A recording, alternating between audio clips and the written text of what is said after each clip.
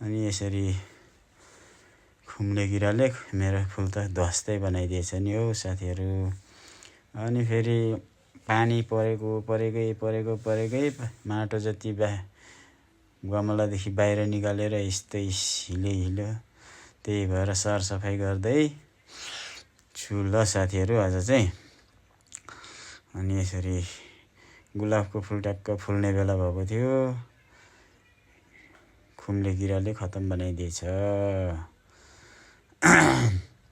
अनि यसरी फुल चाहिँ सानो सानो पटमा पनि मेरो बुढीले रोपेको छ। रोप्नु चाहिँ यसरी गोडमेल पानी परेकोले गर्दाखेरि गोडमेल अलिक ढिलो भइरहेछ साथीहरू। अनि बुढीले फेरि धनियाँ छर्नुपर्छ भन्नुभयो। यहाँ क्रेटमा धनियाँ छर्ने हो, 2टा क्रेटमा पालै छरिन्छ।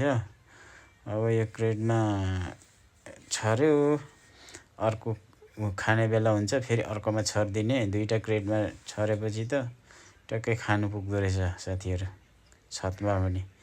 ल अब माटो पनि बनाइसके साथीहरू।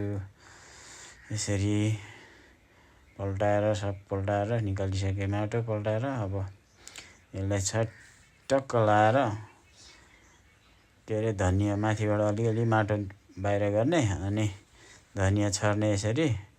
अनि छरिसकेपछि फेरि त्यही माटोले माथिबाट हल्का माथिबाट पुरिदिनुपर्छ। त्यहाँबाट त बुरुरुरु आइहाल्छ। धनियाँ फेरि भिजाएर छरेको चाँडै उम्रिन्छ। 20-25 दिनमा त हल्का खाने बेला पनि भइहाल्छ साथीहरू। अनि चाहिँ भने साथीहरू यसचोटिको ड्र्यागन फ्रुट फलेर अब पाक्न लाग्यो। कुनै फुल लाग्दैछ यस्तो छ साथीहरू।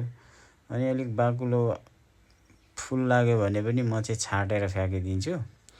अलिक पातलो राख्नुपर्ने रहेछ, त्यही भएर अलिक ठुलो फल लाग्दो रहेछ साथीहरू। अनि यो चाहिँ भने रातो खालको हो। रातो खालको चाहिँ अलिक सानो फल्छ। यो चाहिँ मेरोमा चाहिँ अलिक ठुलो खालको बिरुवा खोजिराखेको छु, पाएँ भने ठुलो खालको बिरुवा लिएर रोप्ने हो। अनि यो चाहिँ यो फल भने चाहिँ पिपिनो मिलन भन्दो रहेछ। भान्जीकोदेखि अस्ति लिएर रोपेको फल्नु पो थाल्यो त। अनि भने अकराबारे खोर्सानीको त यसचोटि त कुरै नगरौँ, यस्तो दामी फलेको छ कि के अरे उमा पनि ब्रोब्यागमा रोपेको हो, मजाले फलेको छ।